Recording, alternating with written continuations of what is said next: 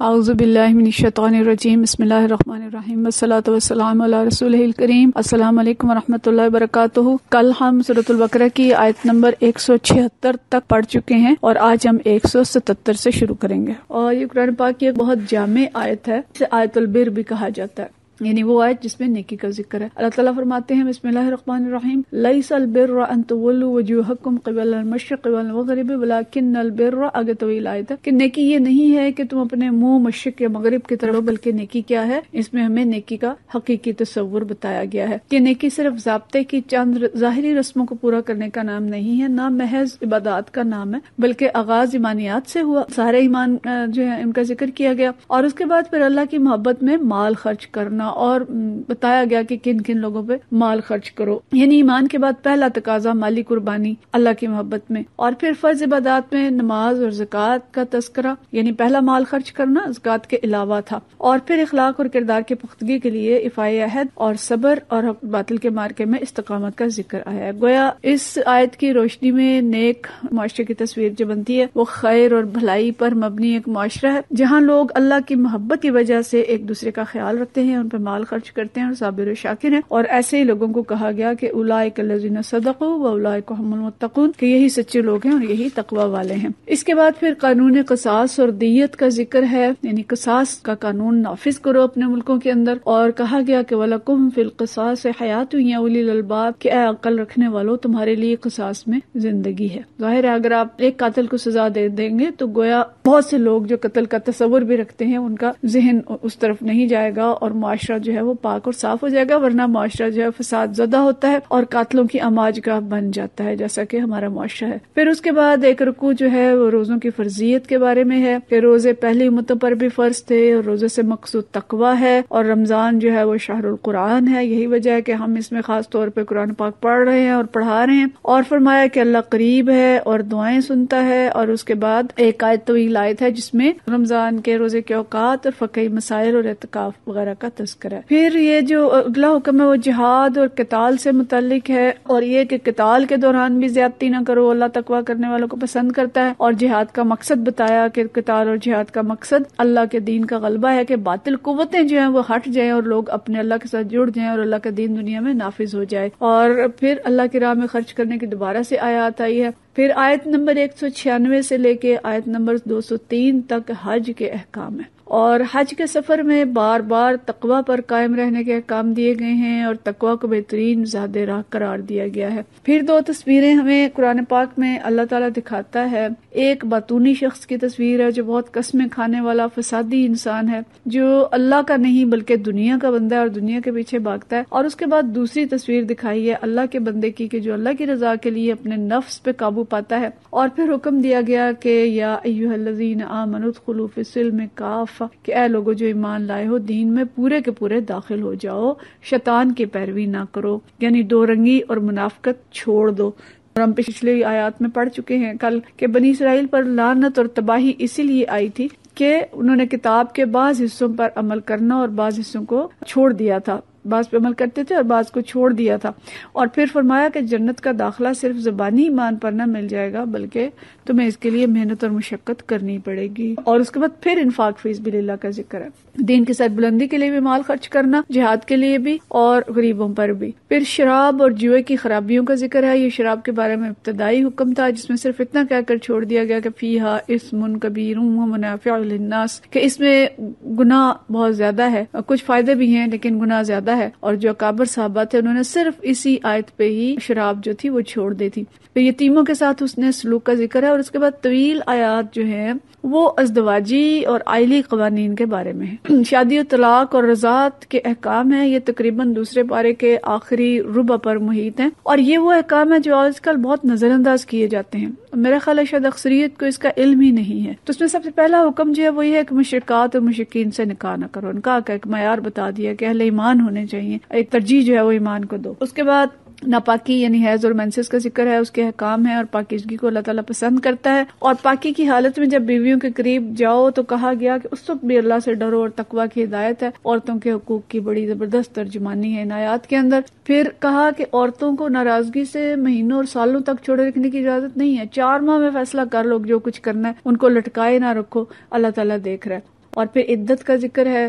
کہ طلاق یافتہ عورت کے لیے 3 ماہ کی عدت ہے، اور آگے جا کے بتایا گیا کہ بیوہ عورت کے لیے 4 ماہ 10 دن کی عدت ہے۔ عدت کے بھی آج کل جس طرح سے ٹی وی ڈراموں میں اور اینکرز جو ہیں یہ مذاق اڑا رہی ہیں، اور جتنے اللہ سے دور لوگ ہیں عجیب و غریب تماشا عدت کا بنا رکھا ہے، تو عورت کے لیے احکام عدت ہیں اور اس کی پابندی اس پر فرض ہے قرآن کی روح سے۔ اور یہ جو احکام ہیں یہ عورت کے لیے بھی ہیں اور مردوں کے لیے بھی ہیں۔ مردوں کو اجازت نہیں ہے کہ طلاق کے وقت اگر یعنی عورتوں کو طلاق دیں تو ان کا جو مال ان کو دیا ہے اس میں سے واپس لے لیں، اللہ یہ کہ عورت کچھ دے دلا کے خلا لے لے۔ اور عورتوں کو اجازت نہیں ہے کہ طلاق کے وقت اگر وہ حاملہ ہیں تو اس حمل کو چھپا جائیں، کجا یہ کہ طلاق کے بعد وہ ابارشن کرا دے، جو کہ آج کل کا ٹرینڈ ہے۔ تو یہ سخت گناہ ہے، کبیرہ گناہ ہے۔ پھر حلالہ کے احکام ہیں، 3 طلاقوں کا جو مذاق آج کل ہمارے معاشرے میں بن گیا ہے، 3 طلاق دیتے ہیں اور جا کے فتویٰ لے لیتے ہیں، تو 3 طلاق کے بعد عورت حلال نہیں رہتی، اللہ یہ کہ وہ کسی اور سے نکاح کرے اور پھر واپس اس کے پہلے خاوند، اگر وہ طلاق دے دے اور پھر پہلے خاوند کے پاس آ جائے، لیکن جان بوجھ کر ایسا کرنے والا جو ہے اس کے لیے سخت وعید ہے۔ پھر کہا کہ طلاق دے کر تنگ نہیں کر سکتے، تو اذیت نہیں دے سکتے، گھر سے نکال نہیں سکتے، اور اللہ نے فرمایا کہ وَلَا تَتَّخِذُوا آیَاتِ اللَّهِ هُزُوًا، اللہ کی آیات کا کھیل نہ بناؤ۔ اور اللہ نے جو یہ نعمت عظمیٰ تمہیں دی ہے قرآن پاک کی صورت میں اور حکمت کی جو آیات دی ہیں انہیں یاد رکھو، تم مسلمان ہو، تمہارے پاس قرآن ہے، تم اللہ سے ڈرو، اور واتقوا اللہ واعلموا ان اللہ بكل شيء علیم، اللہ سے ڈرو، اللہ تعالیٰ سب کچھ جانتا ہے، نہیں جو سلوک تم عورتوں کے ساتھ کر رہے ہو، جیسا کچھ تم ان کے ساتھ برتاؤ کر رہے ہو، اللہ تعالیٰ سب کچھ دیکھ رہا ہے۔ پھر اس کے بعد رضاعت کے احکام ہیں، 2 سال تک دودھ پلانے کا حکم ہے، لیکن پہلے بھی چھڑا سکتے ہیں۔ اور مزے کی بات دیکھیں، اس جو آیت میں پتہ چلتا ہے کہ رضاعت کے دوران شوہر پر لازم ہے کہ بیوی کے نان نفقے کا خیال رکھے، گویا اس کی خوراک کا خیال رکھے۔ سبحان اللہ، دیکھیں ہمیں ان آیات کا پتہ بھی نہیں ہوتا کہ اللہ تعالیٰ نے ہمارے لیے کتنے پیارے کام دیے ہیں، اور اسلام عورت کے لیے کتنا یعنی فیوریبل دین ہے جو اس کی چھوٹی سے چھوٹی ضرورت کا بھی خیال رکھ رہا ہے۔ پھر متعلقہ عورت کو دوسری شادی سے روکنا گناہ قرار دیا، یہ بھی معاشرے کا بہت بڑا المیہ ہے۔ پھر عدت کے دوران نکاح کی ممانعت ہے کہ نسب پاک رہیں،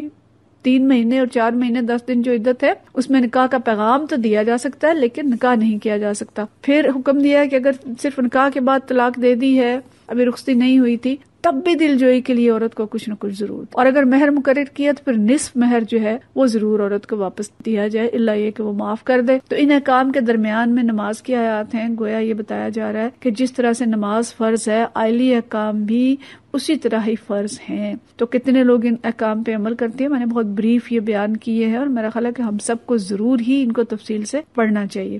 ہر حکم کا اختتام، یہ جو آئلی قوانین ہے، تقریباً ہر آیت کا اختتام ہو رہا ہے واتقوا اللہ پر۔ کہیں آ رہا ہے واتقوا اللہ ان اللہ بما تعملون خبیر، کہیں آ رہا ہے واتقوا اللہ ان اللہ بما تعملون بصیر۔ اس طرح کی آیات ہیں۔ تو تقوی گھریلو زندگی کی اساس ہے اور ایک دوسرے پر دست درازی سے محفوظ رکھنے والی چیز ہے۔ یہ احکام سیکھنا سب پر فرض ہیں، خصوصاً مردوں پر۔ اس کے بعد ہمیں جو تذکرہ ملتا ہے دوسرے پارے کے آخر میں جا کے بنی اسرائیل کے گروہ کا تذکرہ ہے۔ اس میں قیادت کا اسلامی معیار بتایا گیا ہے کہ اچھی قیادت کون سی ہے، کہ جو جسمانی لحاظ سے بھی اسٹرانگ ہو لیکن اس کے اندر علم ہو اور جرأت و استقامت ہو۔ اور اس گروہ کا تذکرہ کیا جو قلیل گروہ تھا، اور اللہ کی مدد سے اور انبیاء کی موجودگی میں وہ کثیر گروہ پہ غالب آیا۔ تو اسی کو اللہ تعالیٰ نے کہا کہ بہت دفعہ ایسا ہوتا ہے کہ جب ایک چھوٹا گروہ بڑے گروہ پر غالب آ جاتا ہے، اور یہ غزوہ بدر کی طرف بھی اشارہ ہوا ہے۔ تو دوسرا پارہ اس مضمون پہ ختم ہوتا ہے، اور تیسرے پارے کے آغاز میں مضمون کے لحاظ سے قرآن پاک کی سب سے افضل ترین آیت آتی ہے، آیت الکرسی۔ اور یہ آیت جو ہے اس کا جو لب لباب ہے وہ یہ ہے کہ اللہ تعالیٰ کا اقتدار زمین اور آسمان پر محیط ہے، اللہ اقتدار اعلیٰ کا مالک ہے، کائنات کی واحد سپر پاور ہے۔ اور پھر اس آیت کے بعد فرمایا کہ لا اکراہ فی الدین، دین میں کوئی جبر نہیں ہے، قد تبین الرشد من الغی، جو سیدھا راستہ اور ٹیڑھا راستہ ہے دونوں کھول کے واضح طور پہ بیان کر دیے گئے ہیں، یعنی راستے دونوں واضح ہیں، اب اپنی مرضی ہے کہ جس راستے کا انتخاب کریں، لیکن یاد رکھیں کہ اللہ ولی الذین آمنوا یخرجهم من الظلمات الى النور، کہ جو مومن ہے ان کا ولی اللہ ہے جو ان کو اندھیرے سے روشنی کی طرف لاتا ہے۔ یہ کہتے ہیں روشن خیالی جو ہے یہ جدید ہے، جدید جو دور ہے یہ روشن خیالی کا دور ہے، لیکن روشن خیالی اور روشن ترین اور نور وہ اسلام ہے اور وہ یہ قرآن ہے۔ اور فرمایا کہ جو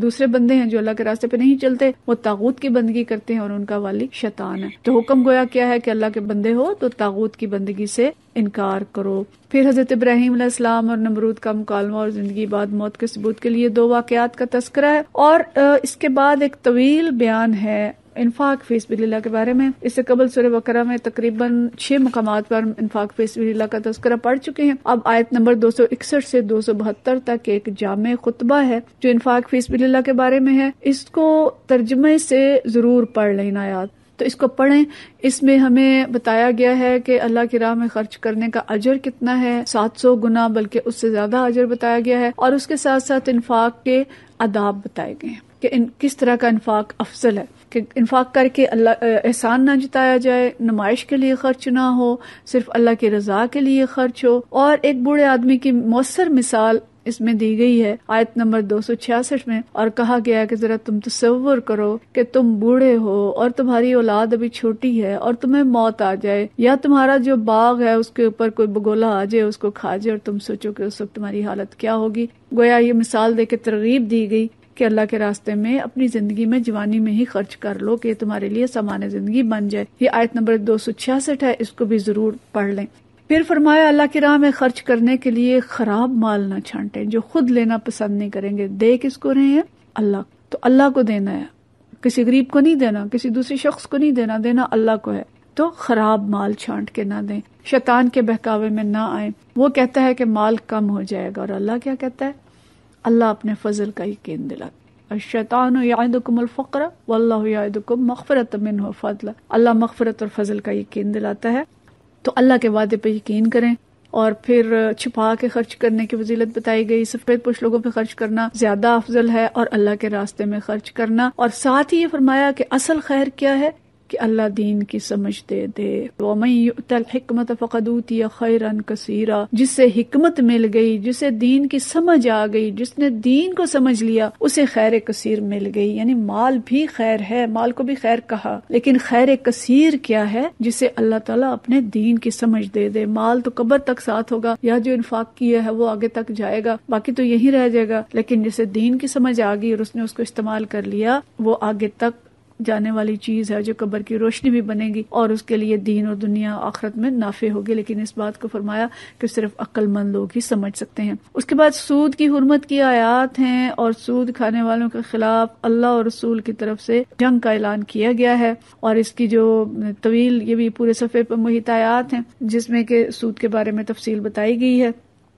اور آج کے مسلمانوں پر مسلط جو مصائب ہیں اس کی ایک وجہ یہ سودی نظام میں معیشت بھی ہو سکتا ہے. حکومتیں جس کے خلاف سٹے لیتی ہیں اور عوام الناس جو ہیں بینکوں میں سود پہ پیسے رکھتے ہیں اور سود بخارات کی طرح ہمارے اندر جا رہا ہے، لیکن ہم بے بس ہیں کہ ہم اس کو روک نہیں سکتے. لیکن ہمیں اپنے حصے کی کوشش اس میں ضرور کرنی چاہیے. پھر ایک طویل آیت ہے، قرآن پاک کی سب سے لمبی آیت ہے یہ، جو قرض کے لین دین کے بارے میں ہے، اور اسے آیت تداین بھی کہا جاتا ہے. اور اس میں حکم کیا ہے کہ قرض کا معاملہ کرو اگر لین دین کا، تو اس کو لکھ لیا کرو اور اس میں گواہ بنا لیا کرو. اور اگر گواہ وہ نہیں ہو رہا لکھنے کا بندوبست، تو پھر کوئی چیز رکھ کے قرض لے لو، رہن پہ قرض لے لو. لیکن جب ہم لکھتے نہیں ہیں تو پھر معاشرے کے اندر بہت سی لڑائیاں اور فساد اس کی وجہ سے ہوتی ہیں. پھر سورہ بقرہ کی آخری آیت جو قرآن پاک کی بہت ہی فضیلت والی آیات ہیں، آخری جو 2-3 آیات ہیں بڑی برکت والی آیات ہیں. ان میں ایمانیات کا احاطہ بھی ہے اور یہ بہترین دعا بھی ہے، ربنا لا تؤاخذنا ان نسینا واخطأنا، کہ اللہ